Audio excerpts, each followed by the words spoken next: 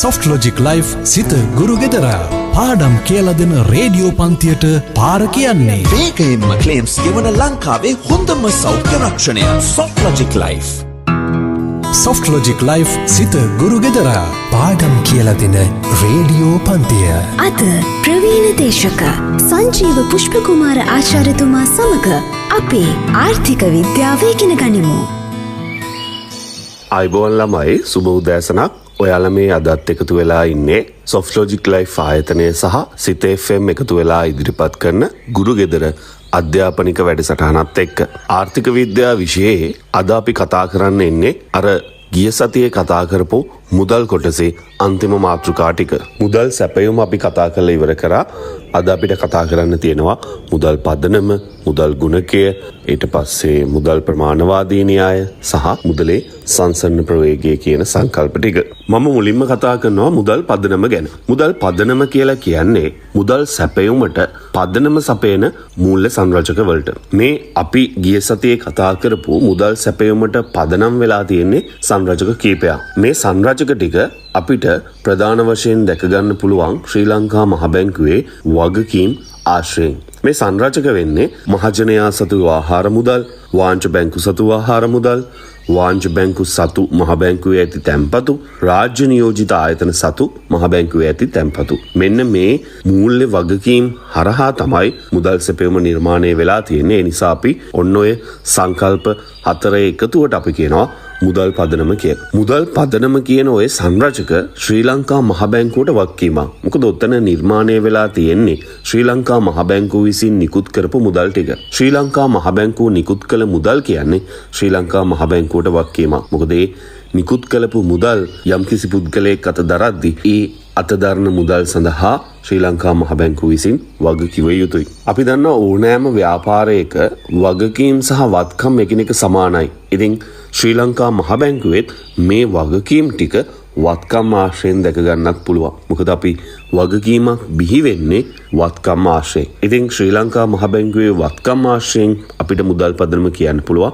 ඒ වත්කම් ආශ්‍රයෙන් කිව්වොත් ශ්‍රී ලංකා මහ බැංකුව සතු ශුද්ධ දේශීය වත්කම්, ශුද්ධ දේශීය වත්කම් තුල අන්තර්ගත වෙනවා කොටස් දෙකක්. ශ්‍රී ලංකා මහ බැංකුව විසින් රජයට දුන් ශුද්ධ ණය, ශ්‍රී ලංකා මහ බැංකුව විසින් වාණිජ බැංකු වලට දුන් ණය සහ ශුද්ධ විදේශ වත්කම්, අනිකුත් ශුද්ධ වත්කම්. ඔන්න ඔය කියන ප්‍රධාන සංරචක තුන තමයි ශ්‍රී ලංකා මහ බැංකුවේ වත්කම් පැත්තෙන් මුදල් පදනම විදියට සලකන්නේ. ඔන්න ඔය විදියට වත්කම් පැත්තෙන් සහ වගකීම් පැත්තෙන් මුදල් පදනම ප්‍රකාශ කරන්න පුළුවන්. වත්කම් පැත්තෙන් ප්‍රකාශ කරනවට අපි කියනවා නිකුතු මූලාශ්‍ර ඔස්සේ මුදල් පදනම ප්‍රකාශ කරනවා කියලා. වගකීම් පැත්තෙන් මුදල් පදනම ප්‍රකාශ කරනවට අපි කියනවා භාවිතීය මූලාශ්‍ර ඔස්සේ මුදල් පදනම ප්‍රකාශ කරනවා කියලා. මෙතනදී අපිට අවබෝධ කරගන්න පුළුවන් තවත් දෙයක් තමයි ළමයි මුදල් පදනමයි මුදල් සැපයුමයි අතර සම්බන්ධයක් තියෙනවා. මම මේක M1 මුදල් සැපයුම ආශ්‍රයෙන් පැහැදිලි කරොත් ඔයාට මම දැන් ටිකකට කලින් කියපු මුදල් පදනමේ වගකීම් පැත්තෙන් තිබ්බ මූලාශ්‍ර මතක ඇති. මහජනයා සතු ආහාර මුදල්, වාණිජ බැංකු සතු ආහාර මුදල්, වාණිජ බැංකු සතු මහ බැංකුවේ ඇති තැන්පතු, රාජ්‍ය නියෝජිත ආයතන සතු මහ බැංකුවේ තියෙන තැන්පතු කියලා කිව්වට ඒකේ අගය බොහෝම සුළු අගයක් තියෙන. ඒක නිසා අපි ඒක වඩාත් සැලකිල්ලක් දක්වන්නේ. ඉතින් මුදල් පදනමේ ප්‍රධාන අගයක් සහිත සංරචක ටික තමයි මහජනයා සතු ආහාර මුදල්, වාණිජ බැංකු සතු ආහාර මුදල් සහ වාණිජ බැංකු සතු මහ බැංකුවේ ඇති තැන්පතු. Soft Logic Life සිත ගුරු ගෙදර පාඩම් කියලා දෙන රේඩියෝ පන්තිය. අද ප්‍රවීණ දේශක සංජීව පුෂ්පකුමාර ආචාර්යතුමා සමග අපේ ආර්ථික විද්‍යාව ඉගෙන ගනිමු.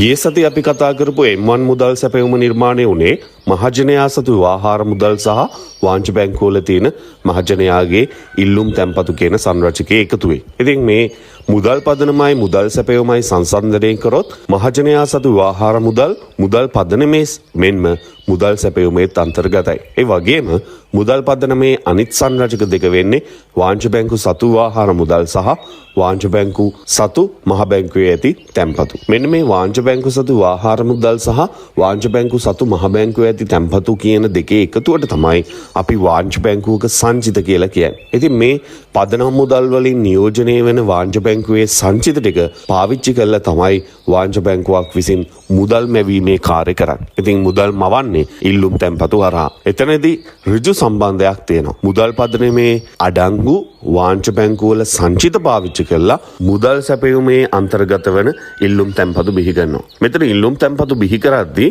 වාංශ බැංකුවකට පුළුවන් වාංශ බැංකුව සතු සංචිතය වගේ කීප ගුණයකින් මුදල් බිහි කරන්න ඉල්ලුම් තැන්පතු බිහි කරන්න. ඒක නිසා මුදල් පදනමේ නියෝජනය කරන වාංශ බැංකුවල සංචිත වගේ කීප ගුණයක් තමයි ඉල්ලුම් තැන්පතු ආර්ථිකයක නිරූපණය වෙන්නේ. ඉතින් ඔය නිසා මුදල් පදනමට වඩා ගොඩාක් වෙලාවට මුදල් සැපයීම විශාල අගයක් ගන්නවා. අනිවාර්යෙන් මුදල් පදනමට වඩා මුදල් සැපයීම එක්ක සමාන වෙන්න පුළුවන් නැත්නම් වැඩි අගයක් ගන්නවා. ඉතින් ඔය හේතුව නිසා අපිට ඕකෙන් ගණනය කරන්න පුළුවන් මුදල් ගුණකය කියලා කන්සෙප්ට් එකක්.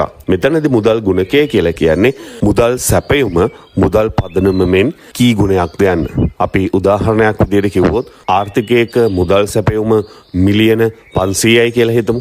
හැබැයි ආර්ථිකයේ මුදල් පදනම තියෙන්නේ මිලියන 100යි.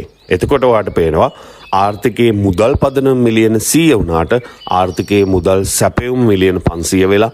ඒ කියන්නේ මුදල් සැපයුම මුදල් පදනමෙන් 5 ගුණයක් නිරූපණය වෙනවා. ඉතින් ඔන්න ඔහම M1 මුදල් සැපයුමට ගුණකයක්, M2 මුදල් සැපයුමට ගුණකයක්, M2B මුදල් සැපයුමට ගුණකයක්. ඒ වගේ එක් මුදල් සැපයුම් සංරචක වලට අදාළ මුදල් පදනම බෙදලා මුදල් ගුණකය හොයාගන්න පුළුවන්. මම කතා කරන ඊළඟ සංකල්පය තමයි මුදලේ සංසරණ ප්‍රවේගය. මේ මුදලේ සංසරණ ප්‍රවේගය ආර්ථික විද්‍යාවේ අපි V අක්ෂරයෙන් හඳුන්වනවා. මේ මුදලේ සංසරණ ප්‍රවේගය කියන එකෙන් අදහස් කරන්නේ රටක් සතු නැත්නම් ආර්ථිකයක මුදල් ඒකකයක් අතිනත හුවමාරුණු වාර ගන්න.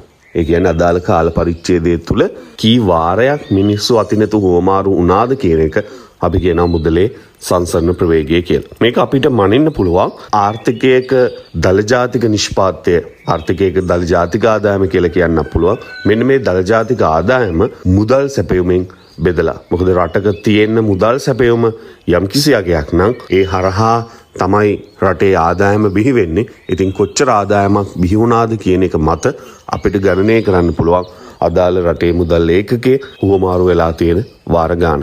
ඉතින් නාමික දල ජාතික ආදායම බෙදුවනම් මුදල් සැපයීමෙන් ඒ එන වාර ගානට අපි කියනවා මුදලේ සංසරණ ප්‍රවේගය කියලා. ඊළඟට මම කතා කරනවා ළමයි විනිමය සමීකරණය සහ මුදල් ප්‍රමාණවාදී න්‍යාය කියන සංකල්ප දෙක.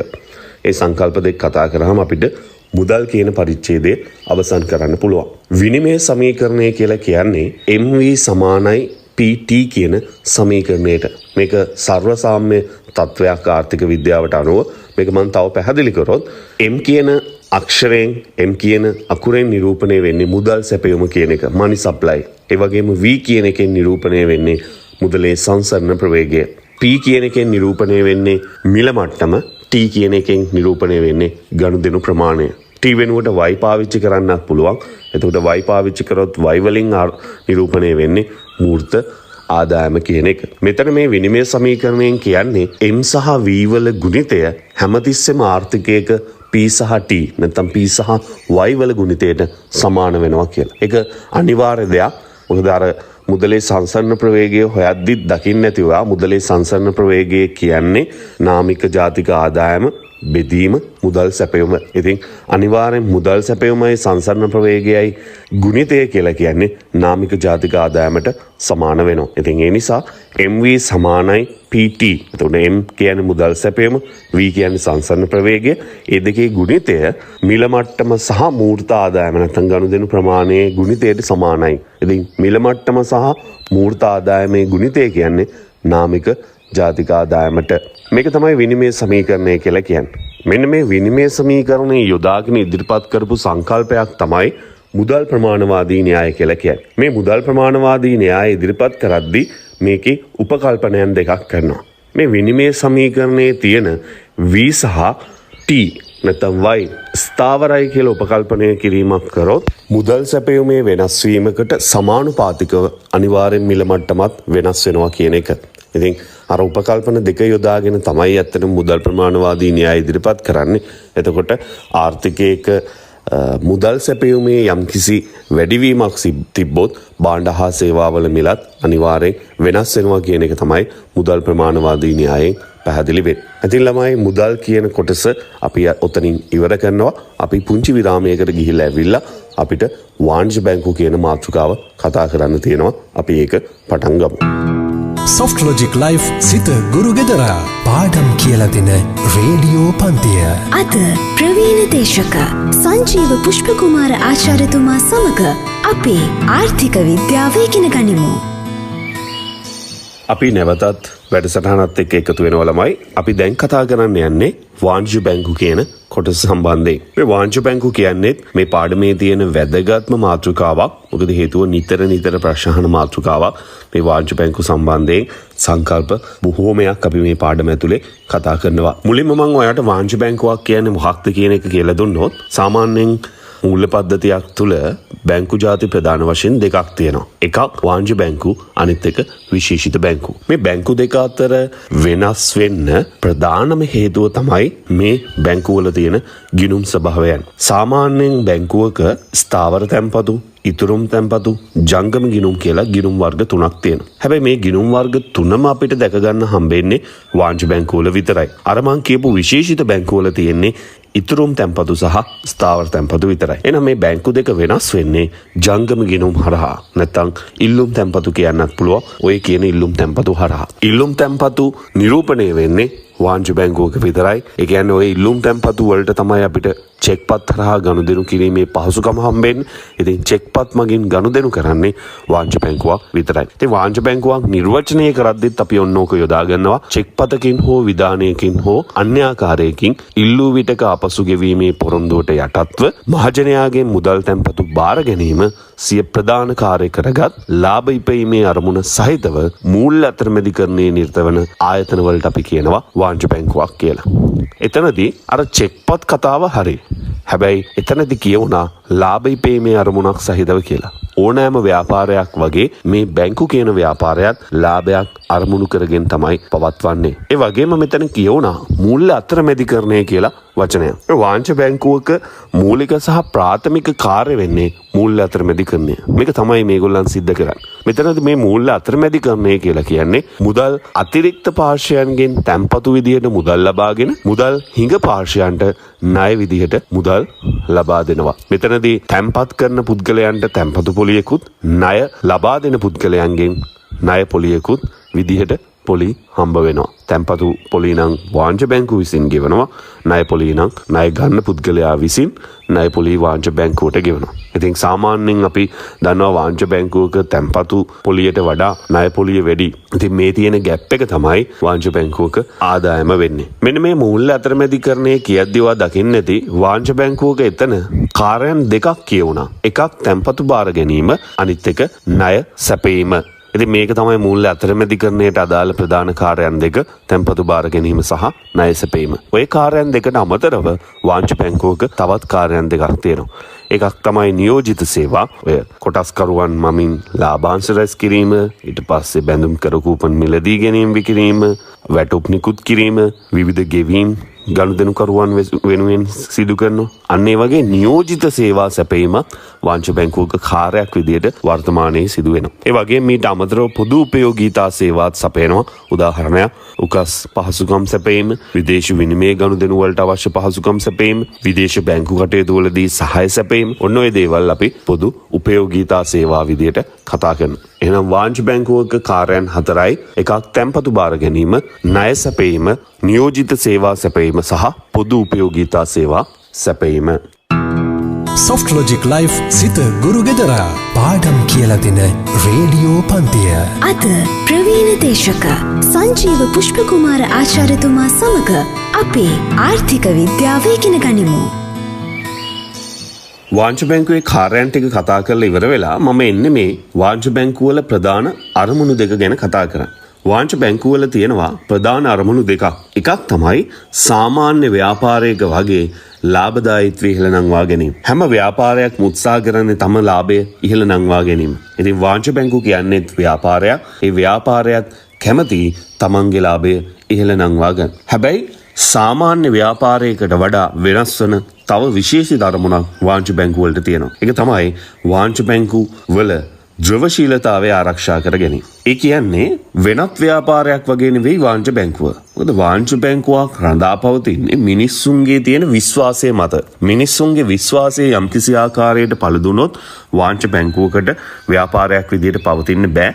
මොකද මිනිස්සු ඔක්කොම ඇවිල්ලා Taman තැන්පත් කරපු මුදල් ඉල්ලන්න පටන් ගන්න නිසා. ඉතින් මේ විශ්වාසනීයත්වය කියන දේ වාණිජ බැංකුවකට ඉතා වැදගත්. ඉතින් මේ විශ්වාසනීයත්වය ආරක්ෂා කරගන්න හැමතිස්සෙම වාණිජ බැංකුව උත්සාහ කරනවා. මේ විශ්වාසනීයත්වය ආරක්ෂා කරගන්න නම් මේ මුදල් තැන්පත් කළ පුද්ගලයෝ යම්කිසි අවස්ථාවක මුදල් ඉල්ලගෙන බැංකුවට ආවන් පස්සේ ඒ පුද්ගලයන්ට මුදල් ගෙවීමට හැකියාව තියෙන්න ඕනේ. ඉතින් ඒ හැකියාවත් එක්ක තමයි ඔවුන්ගේ විශ්වාසය ආරක්ෂා වෙන්නේ. ඔන්න ඔය දෙයට අපි කියනවා ද්‍රවශීලතාවය කියලා. ගනුදෙනුකරු මුදල් ඉල්ලූ විට බැංකුවට තියෙනවා නම් ඒක ඉක්මනින් ලබා දීමේ හැකියාව අපි කියනවා ද්‍රවශීලතාවයක් කියලා. ඉතින් ඔන්න ඔය කියන ද්‍රවශීලතාවය ආරක්ෂා කර ගැනීමත් වාණිජ බැංකුවක ප්‍රධාන අරමුණක්. එහෙනම් වාණිජ බැංකුවේ ප්‍රධාන අරමුණු දෙකයි. එකක් ලාභදායීත්වය ඉහළ නංවා ගැනීම, අනිත් එක ද්‍රවශීලතාවය ආරක්ෂා කර ගැනීම. හැබැයි ඔය අරමුණු දෙක ඉටු කරගන්නවා කියන්නේ එච්චර ලේසි කටයුත්තක් නෙවෙයි. මොකද හේතුව වාණිජ බැංකුවල ඔය අරමුණු දෙක එකිනෙක ගැටෙනවා. වාණිජ බැංකුවක් උත්සාහ කරොත් ද්‍රවශීලතාවය ආරක්ෂා කරගන්න වාණිජ බැංකුවේ ලාභදායීත්වය පහළ යනවා. වාණිජ බැංකුවක් උත්සාහ කරොත් තමන්ගේ ලාභදායීත්වය ඉහළ නංවා ගන්න වාණිජ බැංකුවේ ද්‍රවශීලතාවය පහළ යනවා. ඉතින් වාණිජ බැංකුවක ප්‍රධානම අභියෝගය වෙන්නේ ඔන්න ඔය කියන ද්‍රවශීලතාවය ආරක්ෂා කර ගැනීමයි ලාභදායීත්වය ඉහළ නංවා ගැනීමයි කියන අරමුණු දෙක යම් සමබරතාවයකින් පවත්වාගෙන යාම. ඒක තමයි වාණිජ බැංකුවක තියෙන ප්‍රධානම අභියෝගය. එහෙම කරන්න නම් වාණිජ බැංකුවේ වත්කම් ව්‍යුහය ද්‍රවශීල වත්කම් වලින් සහ ලාභදායීත්වයක් හම්බ වෙන ඉපයීම් වත්කම් වලින් නිර්මාණය කරගන්න ඕනේ. ඉතින් අපි වත්කම් සහ වගකීම් ගැන කතා කරොත් වාණිජ බැංකුවක වත්කම් විදියට අපිට ගන්න පුළුවන් වාණිජ බැංකුවේ තියෙන මුදල් ශේෂයන් ටික. ඒක අත්‍යති මුදල්, ඊට පස්සේ මහ බැංකුවෙන් අයවීතු ශේෂ වෙන්න පුළුවන්, දේශීය බැංකු වලින් අයවීතු ශේෂ වෙන්න පුළුවන්, එකතු වෙමින් පවත්නා මුදල්, පිටරට බැංකු වලින් අයවීතු මුදල්, ඒ වගේ මුදල් අයිතම. ඊට අමතරව තව වත්කම් ගන්න පුළුවන් අපිට ණය හා ආර්ථිකාරම් කියන්නේ විශේෂයෙන් වාණිජ බැංකුවක වත්කම්. ඊට අමතරව සුරැකුම්පත් මොනවා හරි තියෙනවා නම් ඒවා වාණිජ බැංකුවක වත්කම්.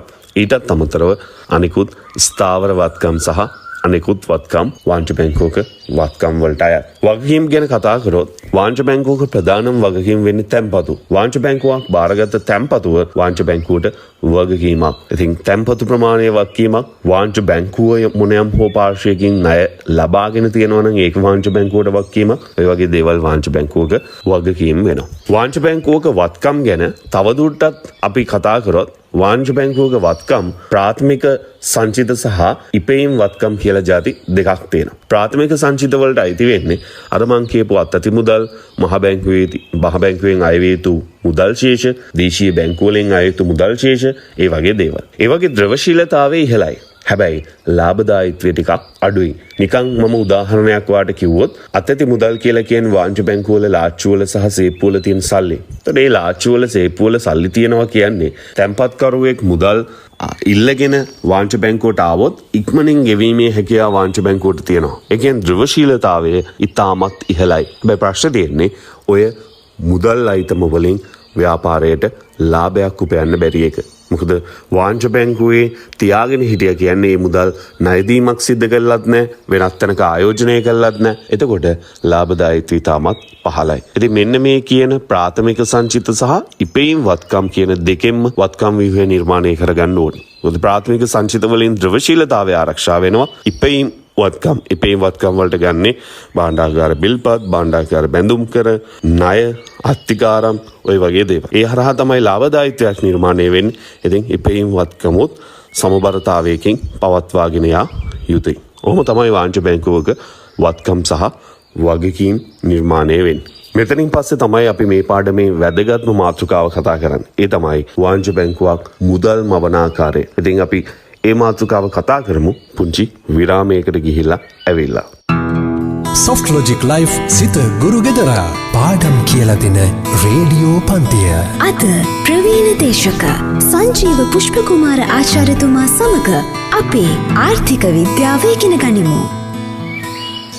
වාංශ බැංකුවක මුදල් මැවීම ඉගෙන ගන්න කලින් මම පොඩ්ඩක් පැහැදිලි කරනවා වාංශ බැංකුවකට ක්‍රියාත්මක වෙන්න පුළුවන් ආකාර ගැන. එක ආකාරයක් තමයි 100% සංචිත බැංකු ක්‍රමයක් යටතේ වාංශ බැංකුවකට ක්‍රියාත්මක වෙන්න පුළුවන්. එකෙන් අදහස් කරන්නේ පුද්ගලයෙක් ඇවිල්ලා මුදල් තැන්පත් කරාම වාංශ බැංකුවක ඒ සම්පූර්ණ මුදල් ප්‍රමාණය වාංශ බැංකුවේ සංචිත විදියට තබාගෙන කටයුතු කරන එක. එතනදී සියලුම මුදල් සංචිත විදියට වාංශ බැංකුව තුල තියා ගන්නවා නම් වාංශ බැංකුව කිසිම වෙලාවක ණය සැපීමක් කරලා නැහැ. ඉතින් සම්පූර්ණ තැන්පතු ප්‍රමාණය සංචිත විදියට මුදල් විදියට තියාගෙන ඉන්න නිසා අපි මේකට කියනවා 100% සංචිත බැංකු ක්‍රමය කියලා. මතක තියාගන්න අපි ඉස්සරහට කතා කරන මුදල් මැවීම කරන්නේ ණය දීම හරහා. ආර්ථිකයක් විසින් මුදල් මවන්නේ ණය දීම හරහා. හැබැයි මේ බැංකු ක්‍රමේ ණය දීමක් සිද්ධ වුණේ නැහැ. එහෙනම් මේ බැංකු ක්‍රමයේ යටතේ මුදල් මැවීමක් සිද්ධ වෙන්නේ නැහැ. අනිත් ක්‍රියාත්මක වෙන්න පුළුවන් ක්‍රමය තමයි භාගික සංචිත බැංකු ක්‍රමය.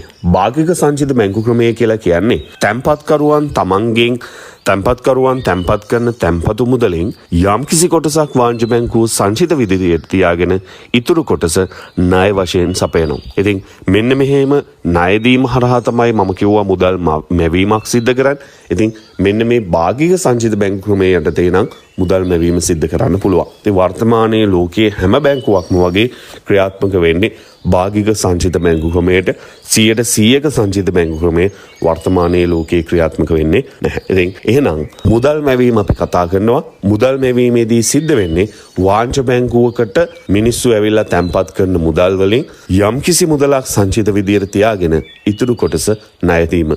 ඒ හරහා තමයි වාංශ බැංකුවක් විසින් මුදල් මවන්නේ. මේ වාංශ බැංකුවක මුදල් මැවීම හරියට ඉගෙන ගන්න නම් මුදල් මැවීමට අදාළ සංකල්ප කීපයක් තියෙනවා. ඒ සංකල්ප කීපය අපි සම්පූර්ණ අවබෝධයෙන් දැනගෙන ඉන්න ඕනේ. මම මෙතන මේ සංකල්ප හතරක් විදියට සංකල්ප හතරක් අරගෙන තියෙනවා. ඒ සංකල්ප හතර එකිනෙක පැහැදිලි කරොත් පළවෙනි සංකල්පය තමයි මුදල් සංචිතය. මේ මුදල් සංචිතය තමයි වාංශ බැංකුවක තියෙන ඉහළම ද්‍රවශීලතාවයක් සහිත වත්කම. මෙතනදී අදහස් කරන්නේ වාංශ බැංකුවක් සතුව පවතින ව්‍යවහාර මුදල් සහ වාංශ බැංකුව විසින් මහ බැංකුවේ තැන්පත් කර ඇති තැන්පතු වටිනාකම. ඔන්න ඔය කොටස් දෙකේ එකතුව තමයි වාංශ බැංකුවක මුදල් සංචිතය කියලා කියන්නේ. ඉතින් මෙන්න මේ මුදල් සංචිතය පාවිච්චි කරලා තමයි වාංශ බැංකුවක් තමන්ගේ ගනුදෙනු සිද්ධ කරන්නේ. අනිත් සංකල්පය තමයි ව්‍යවස්ථාපිත සංචිත අනුපාතය. මෙන්න මේ සංකල්පය විශේෂිතයි. වාංශ බැංකුවක මිනිස්සු ඇවිල්ලා තැන්පත් කරනවා මුදල්. හැබැයි මේ තැන්පත් කරන මුදල් සම්පූර්ණ වටිනාකම වාංශ බැංකුව යම්කිසි පාර්ශ්වයක් සඳහා ණයට දුන්නොත් වාංශ බැංකුවේ ද්‍රවශීලතාවයට යම්කිසි ගැටලුවක් ඇති වෙනවා. මොකද එතකොට මිනිස්සු මුදල් ඉල්ලගෙන ආවොත් මිනිස්සුන්ට මුදල් ගෙවීමේ හැකියාව නැහැ. එහෙම සිද්ධ වුණොත් වාංශ බැංකුවක් මේ මූල්‍ය පද්ධතියෙන් කඩාගෙන වැටෙන්න තියෙන ඉඩකඩ වැඩි. හැබැයි මේ මූල්‍ය පද්ධතියේ ඒ කියන ආයතනයකට, ඒ කියන්නේ වාංශ බැංකුවකට එහෙම අසාර්ථක වෙන්න දෙන්න කැමති නැහැ ශ්‍රී ලංකා මහ බැංකුව. ශ්‍රී ලංකා මහ බැංකුවේ එක ප්‍රධාන අරමුණක් තමයි මූල්‍ය පද්ධති ස්ථායීව පවත්වා ගැනීම. ඒ නිසා මේ ශ්‍රී ලංකා මහ බැංකුව විසින් මේ මූල්‍ය පද්ධතියේ සියලුම ආයතන නියාමනය සහ අධීක්ෂණය කරනවා. ඉතින් මේ නියාමනය සහ අධීක්ෂණය කරද්දී වාංශ බැංකුව වලට යම්කිසි නීතියක් දාලා තියෙනවා ඔවුන්ගේ ද්‍රවශීලතාවය යම් තාක් දුරට ආරක්ෂා වීම සඳහා. ඒ නීතිය තමයි වාංශ බැංකුවක පුද්ගලයන් විසින් ඇවිල්ලා තැන්පත් කරන තැන්පතු වටිනාකමෙන් සම්පූර්ණ මුදල ණය විදියට ලබා දෙන්න බෑ. ඒ තැන්පතු වටිනාකමෙන් යම්කිසි ප්‍රතිශතයක් සංචිත විදියට වාංශ බැංකුවේ තබාගත යුතුයි. මුදල් සංචිත විදියට. ඒ මුදල් සංචිත විදියට තබාගත යුතුයි කියලා යම්කිසි ප්‍රතිශතයක් නියම කරලා තියෙන්නේ. එතකොට වාංශ බැංකුවේ ද්‍රවශීලතාවය යම් තාක් දුරට හෝ ආවරණය වෙන නිසා. ඉතින් මෙන්න මේ ප්‍රතිශතය අපි කියනවා ව්‍යවස්ථාපිත සංචිත අනුපාතය කියලා. ගොඩාක් ළමයි මෙතනදී වැරදි අවබෝධයක් ගන්නවා. මේ ව්‍යවස්ථාපිත සංචිත අනුපාතය නියම කරලා තියෙන්නේ වාංශ බැංකුවේ තියෙන මුදල් ප්‍රමාණයට ප්‍රතිශතයක් විදියට කියලා. නෑ, ඒක වැරදි. වාංශ බැංකුවක පුද්ගලයන් විසින් ඇවිල්ලා තැන්පත් කරන තැන්පතු වටිනාකමේ වාංශ බැංකුවක් දිහා බැලුවහම ඒ අවස්ථාවේ වාංශ බැංකුවේ තැන්පතු කොච්චරක් තියෙනවද? ඒ තැන්පතු වලින් මෙන්න මෙච්චර ප්‍රතිශතයක් මුදල් විදියට නැත්නම් සංචිත විදියට තබාගත යුතුයි කියලා තමයි ශ්‍රී ලංකා මහ බැංකුව නියම කරලා තියෙන්නේ. ඔන්න ඕකට අපි කියනවා ව්‍යවස්ථාපිත සංචිත අනුපාතය කියලා. Soft Logic Life සිත ගුරු ගෙදර පාඩම් කියලා දෙන රේඩියෝ පන්තිය. අද ප්‍රවීණ දේශක සංජීව පුෂ්පකුමාර ආචාර්යතුමා සමග අපේ ආර්ථික විද්‍යාව ඉගෙන ගනිමු. ඉතින් ඔය ව්‍යවස්ථාපිත සංචිත අනුපාතය අනුව වාංශ බැංකුවක් තබාගත යුතු මුදල් ප්‍රමාණයටත් අපිට නමක් කියන්න පුළුවන්. ඒකට කියනවා ව්‍යවස්ථාපිත සංචිතයක් කියලා. පුංචි උදාහරණයක් අරන් මම ওই සංකල්ප තුන පැහැදිලි කරොත් යම්කිසි අලුත් වාංශ බැංකුවක් තියෙනවා කියලා හිතන්න. ඒ වාංශ බැංකුවේ අලුත් තැන්පත්කරුවෙක් ඇවිල්ලා රුපියල් 10000ක් තැන්පත් කරනවා. දැන් එහෙනම් ඒ වාංශ බැංකුවේ තැන්පතු රුපියල් 10000ක් නිරූපණය වෙනවා. ඒ රුපියල් 10000ක් අරගෙන ආපු නිසා ලාච්චුවේ සල්ලිත් දැන් රුපියල් 10000ක් නිරූපණය වෙනවා. ඉතින් වාංශ බැංකුව කියන්නේ ඔය තැන්පතු 10000ේ වටිනාකමින් 10%ක් වාංශ බැංකුවට තියාගන්න නම් 10%ට තමයි අපි ව්‍යවස්ථාපිත සංචිත අනුපාතය කියලා කියන්නේ. 10%ක් කියලා කියන්නේ තැන්පතු වටිනාකමින් තැන්පතු වටිනාකම රුපියල් 10000 නිසා රුපියල් 1000ක මුදලක්. ඔන්න ඔය රුපියල් 1000ක මුදල තමයි ව්‍යවස්ථාපිත සංචිතය කියලා කියන්නේ. ඉතින් වාංශ බැංකුවක් හැමතිස්සෙම ණය දෙන්න යද්දී ඔය වාංශ බැංකුවට මහ බැංකුව විසින් දාපු නීතිය පිළිපදින්න ඕනේ. ඒ කොන්දේසිය පිළිපදින්න ඕනේ. ඒ නිසා වාංශ බැංකුවකට ණය දෙන්න පුළුවන් වෙන්නේ Taman සතු අධිසංචිතය විතරයි. අධිසංචිතය කියලා අදහස් කරන්නේ වාංශ බැංකුව සතුව සංචිත කොච්චරක් තියෙනවද? ශ්‍රී ලංකා මහ බැංකුව විසින් ව්‍යවස්ථාපිත සංචිතයේ විදියට කීයක් නියම කරාද? අන්නේ සංඛ්‍යා දෙක අතර වෙනස. උදාහරණයක් වාංශ බැංකුවක් සතුව රුපියල් 10000ක මුදලක් තියෙනවා නම් ශ්‍රී ලංකා මහ බැංකුව ව්‍යවස්ථාපිත සංචිතයේ විදියට කියලා තියෙන රුපියල් 1000ක මුදලක් නම් ඒ දෙක අතර වෙනස රුපියල් 9000ක අධිසංචිතයක් තියෙනවා කියලා අපි හඳුනා ගන්නවා. මෙන්න මේ අධිසංචිතය තමයි වාංශ බැංකුවකට ණය දෙන්න පුළුවන්. මොකද හේතුව ඒ කතාවේ වාංශ බැංකුවේ රුපියල් 10000ක් තිබ්බට රුපියල් 10000ම වාංශ බැංකුවට ණය දෙන්න බෑ. මොකද ශ්‍රී ලංකා මහ බැංකුව දැම්ම නීතියක් අනිවාර්යෙන් ව්‍යවස්ථාපිත සංචිත අනුපාතය අනුව තබාගත යුතු ව්‍යවස්ථාපිත සංචිතය වාංශ බැංකුවේ සංචිත විදියට ඉතුරු කරගත යුතුයි කියලා. ඉතින් මෙන්න මේ අධිසංචිතයේ ණයට දීම හරහා තමයි වාංශ බැංකුව මුදල් මවන්නේ. ওই සංකල්ප හතර හරියට තේරුම් ගන්න ඕනේ නැත්නම් මුදල් මැවීම අපහසු වෙනවා. සංකල්ප හතර නැවතත් කිව්වොත් මුදල් සංචිතය, ඒ කියන්නේ වාංශ බැංකුවල ලාච්චුවල සහ මහ බැංකුවේ තියෙන මුදල් ටික, ව්‍යවස්ථාපිත සංචිත අනුපාතය, තැන්පතු වටිනාකමින් වාංශ බැංකුව සංචිත විදියට තබාගත යුතු ප්‍රතිශතය, ව්‍යවස්ථාපිත සංචිතය කියන්නේ අර තැන්පතු වටිනාකමින් තබාගත යුතු ප්‍රතිශතයක් නියම කරා සංචිත විදියට ඒ ප්‍රතිශතයට අනුව තබාගත යුතු මුදල.